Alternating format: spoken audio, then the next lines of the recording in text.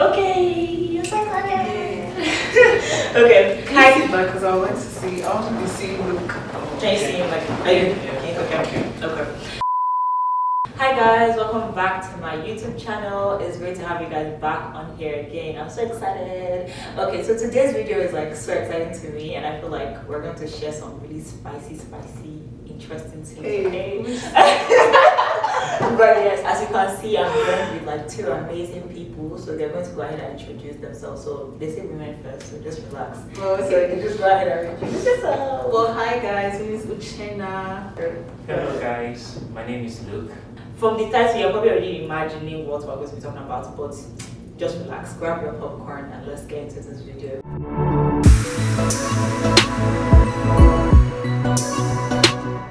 Okay, so first thing first, let's like talk on the basics of like love languages. I guess what is your own understanding of like love language? What is like love language to you? So, do you want to start us off?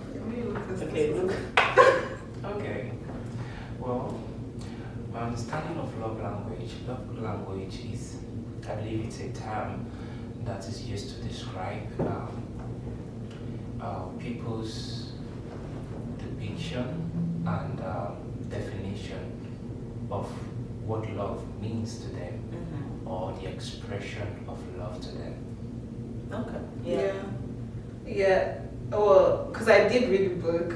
It's just a way of figuring out like how people like to receive and give love. So you know what's interesting about this is like I've never read the book before. Funny enough, I've never read the book, but I started hearing things like that love languages, like I guess your love language or your primary love language is like I guess usually the things that you didn't receive from your parents when you were like younger. Like there's a theory like that okay, like that's why that is your love language because you never really got it. And I think on the other side too, I see how it could also be like maybe it could be maybe that's what you were used to growing up. So that's just like because if your parents gave you a lot of gifts, so that's how you perceive their love. So that's how you just kind of like So do you think that love languages are like predestined? Like when God was making us say, this one, this is like physical touch. That's going to be your own love language, or do you think it's just a like a nature thing, like a nurture thing, actually not a nature thing?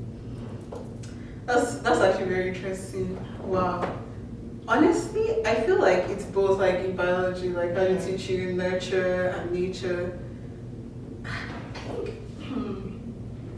think it's probably like nurture, like the environment. Kind of like what you said, like if maybe growing up, this is how like our parents like treated us, or maybe if that's something that we were missing, so now we're craving it, and then eventually becomes like our love language.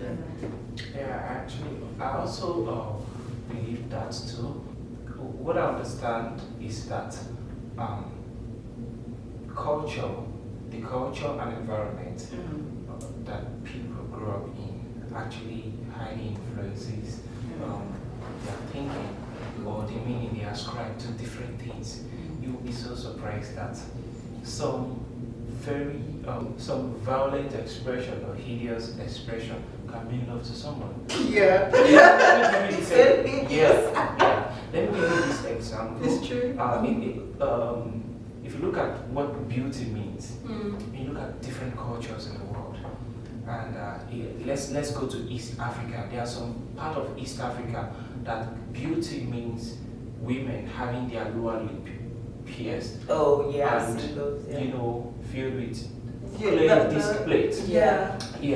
And it means having them as much ornament as possible on their body, or for some as much rings they can have on their neck, and they will live with that. But if you are not from that part of the world, it would be so strange to you. And so I feel like the environment, the culture. I think I'm also with that agreement. So that would mean that like you can change your love language essentially. You're not stuck with it.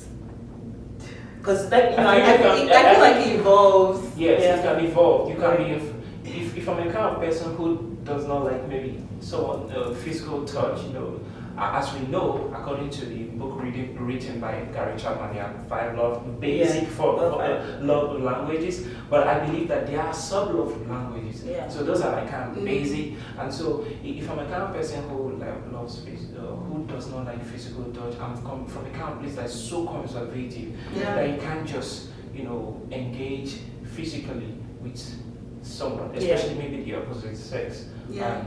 That would, I would assume that my love language cannot be physical touch because I'm so involved in that culture. But when I grow to embrace the culture whereby that kind of love is being expressed by physical touch, somehow I might have that as a love language too. True. But if you are in a relationship with someone too, I think that your love language can also evolve just by virtue of being in that relationship with that person. Yeah.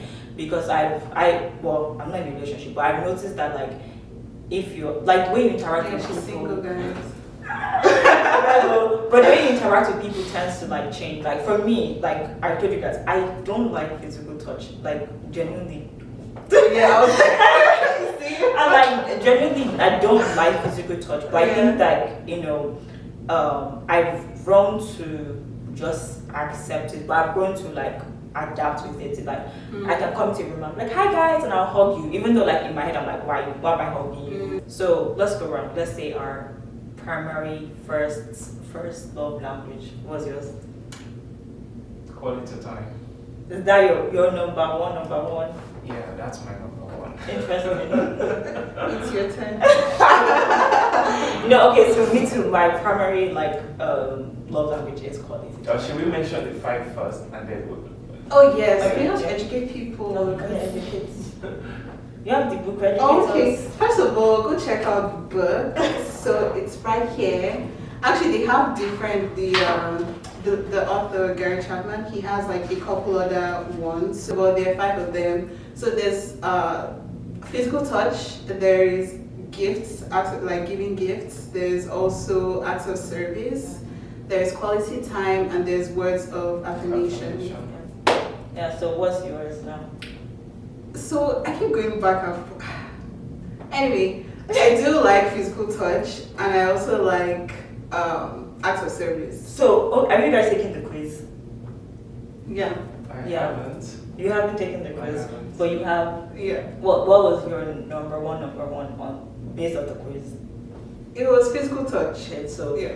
Okay, well, Luke, you haven't taken the quiz, but I would encourage you to take the quiz after this video or something, just to know, because my top 2 is quality time and physical touch. Okay. I think when I took the quiz, it's been a while, but I should retake the quiz because we said it adapts. But I think when I took the quiz, I think physical touch was my last one. When your love language is physical touch, what kind of things do you like? For me, my primary love language is quality time. We can just be sitting down together and watching TV, or I can be working and you're doing your own work. Yeah. But just that, just being in that same space, it is fine for me. So what does that look like for you when you say that your primary love language is physical touch? For me, I think I'll be very specific. specific. She's married, so it's a whole different ball game. Yes. Wait, people are jumping. Oh, sorry. People are jumping. But keep going. So that's where I'm actually going to. I'll define it when I say part of my love language is physical touch, and the physical touch I got to know, when I not just really when I got married, but when I was in a relationship with my wife, was my fiance then. I don't know, there's a way. Spicy. There's a way that what's coming. You're having an expectation of what's coming. No, and it's not. When I say physical touch, I don't mean maybe romantic touch, just like that, but to be very specific, for me, it's more from the opposite sex, and that's my wife. Mm-hmm. And of course, there's a way that a man or a male individual can give me a reassuring touch, like maybe a father figure that it's very supportive. Yeah. Especially maybe when I'm nervous about something, and it's like my son. And you know, Yeah. there's a way someone Yeah. holds you. Yeah. And like, remember in the Bible, during when the Israelites were in a battle with, I think the Ammonites or so, and Moses had to raise up his hand, Right, and then they interceding were supposed for, and they were winning. The Israelites were prevailing when his hands were raised, and he was getting tired. Yeah. And what happened next was that Aaron and one other person, they came to support him. Yeah. I'm sure that must have been reassuring. Like, you are not alone. We are in this together. Absolutely. There's a way that feel. So Yeah. that's my own definition of that idea of physical touch as a love language. Wow. Just because the church. Well, that's crazy. Okay. When people think about physical touch, there is always coming like it's always sexual things that come to people's minds. Like, you know, it's always like, oh, they want to be kissing you, they want to touch your body. That's what people always think when you like talk about physical. And I mean, yeah, there's an aspect of that, yeah. But I guess like when you're in marriage, yes. But I'm saying that like, so now I guess like let's really back now. You are single. Your love language is physical touch. How do you navigate that? Like, how do you receive the love? How do you express the love without giving off either weird vibes, without crossing the lines that you're not supposed to cross as a Christian? This is a struggle for people, I would imagine. There are some people that just like this, that's it. It's From over. here it's over. Exactly. Like, just, you know, so it's like, how do I now like say, oh, I want to, because you can, even hugs, you can sexualize hugs. True. Yeah, so it's like, how do I not sexualize something but also express that I love you and receive love? Because you can't just say don't touch me at all, like, you know, because if that's your primary love language, you still ought to receive it somehow. So how do you guys navigate that? What are things that like help you navigate that, you know, so that you don't cross boundaries? Yeah, okay, I can start. So for me, I recently gave my life back to Christ. So prior to that, it was a huge struggle for me because I feel like, it was just a struggle in general because I was giving people like mixed signals, like just wasting people's time, like people thinking like different thoughts. But then I came to realize that it comes from my mind. So, and that's something that I've learned being a Christian now. Like, the Bible talks about like, do not conform to the patterns of this world, but be renewed by but be transformed by the renewal of your mind.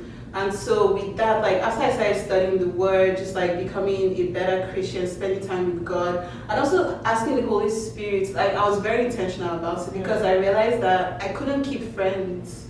Like male friends, I couldn't because I was giving them mixed signals, and then you just become like a whole. It was chaos. Yeah, it was very messy. Yes. So I started. First of all, I realized that, and then I had to be intentional. So I asked the Holy Spirit. I pray about it, and over time, like I started. First of all, inside me, my mind was renewing, and so. Evidently, like the expression that I have became different. So like it's no longer like perversive, like it's not anything sexual anymore. It's more like, okay, this is just love. Like I appreciate you, thank you, like that kind of thing. Like that's how it is for me. Do you have siblings? I do. I have a So brother, exactly. So the same way a normal person, I'm hoping, you won't see your brother and be like, oh, let me off his clothes with my eyes, you know, that kind of thing. But it's the same thing. You see a fellow man on the street, you're just like, oh hi, cool. Just a normal person. Absolutely. Yeah, That's a very profound example because the same now you have siblings, you have brothers. There's a way they can show you a love, physical touch. Yeah. That your feeling or your thinking would not go in another direction. Absolutely. And it's not me, and that does not mean you're not feeling loved. Exactly. You're feeling the love from physical touch, right? So that brings me to my point. You have to actually define where the desire is coming from. You have to actually kill the wrong desire, because physical touch as a love language is a very slippery slope. Yeah. Very steep one. Yeah. It can go either way. You Yeah. can, 100%. the devil can use it as as a tool Yeah. for something else, and at the same time it can be good. Yeah. The same way sex is good, Mm-hmm. but it can be used for evil. Yeah. Yeah, when abused. Mm-hmm. Yeah, so physical touch too. Look at it in that sense, and like you have to, if you have to really enjoy the gift of physical touch as a love language, Yeah. in that sense, you have to kill the flesh. You have to actually allow the flesh die. When I mean the flesh, the lustful, desires. Yes, the desire of lustful desires, because even if you're married, you can't even afford to have lustful desire, because a lot of people, or I used to think many years ago, I'm like, oh, maybe when I get married, that's when I can now explore all this lustful with my wife. But it's still it's a real.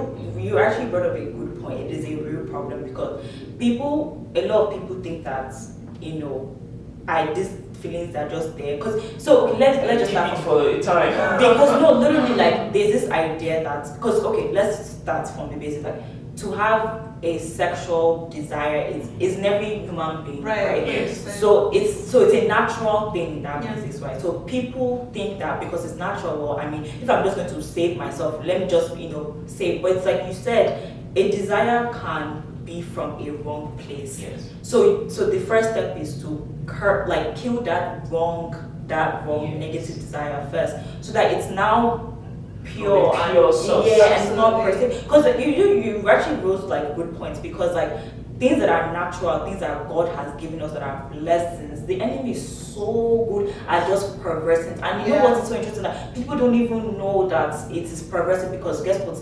It seems normal to everybody. Let's say I've identified now that it seems like I have a very lustful desire and stuff. So how do I now kill that desire and say, okay, you know what, I want it to be more pure? I know we read our Bible, but what are other practical steps that we can take to implement it in the natural? Yeah, so let me just speak from experience. For me, I decided to look at people, like good people that I know that they have reverence for God.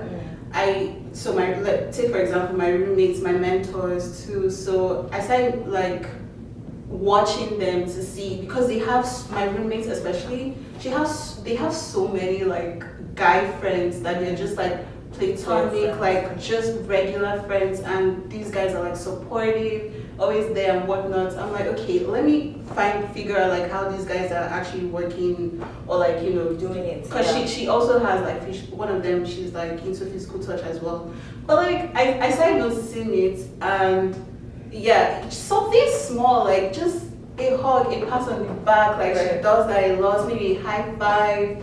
Like as long as there's just that contact, for me personally, just as long as there's the contact, doesn't matter, fist bumps, like all that, like so you're that looking matters for to me. all time, like, so we're looking for very simple Yeah. ways, expressions, like you said, fist bump, high five. Because if I give you a high five, why are you thinking about it in a different way, unless something's wrong with you? So like looking for other ways to express the love that doesn't send a wrong message. Like that. Honestly, some people, we think that we don't have, like, we can't control ourselves, but there is grace, like that's what the Holy Spirit is there, like one of the fruits of the Spirit, like self-control. It's possible, and I literally catch myself, like, obviously when I gave my life to Christ, like I didn't become a saint, and I'm not a saint, so it took me some time. I remember I would have to, let's say I'm in close proximity to somebody, like a guy, and I'm trying to like just regular touch or whatever, but then obviously, my mind was still not like good. It was still muddy. Yes, exactly. We're still transforming. So I remember literally physically asking God, I'm like, Holy Spirit, please help me, like hold me. Like I'm not even joking. I had It's to not just I you. had to leave. Like I can count so many times where I had to leave if maybe I can't express myself like properly. So I leave. Do But my that's thing. good. So it's also a process of self-awareness. Absolutely. So you are being honest with yourself, like if I stay here any longer, it can Something's go. gonna happen. Yeah, and so you are still okay. Because I think people don't understand. Flee. That's Flee what is it's Bible but says. it's fleeing from every Don't try appearance to of argue. evil. Stop arguing. Yeah. So that's so you are you're very aware of like any longer so you're catching yourself, so being self-aware, that's good. I like those points that you wrote. Yeah. Hi guys, thank you so much for watching the video. I do want to apologize because my camera died while we were recording, so unfortunate. So it caught a lot of like the scenes that we were recording, but I hope that the parts that we were able to save, I really hope that it blessed you, and I hope that you learned something from it. Thank you so much for watching. Please be sure to share this video with your friends, subscribe and like. Thank you so much. Bye bye.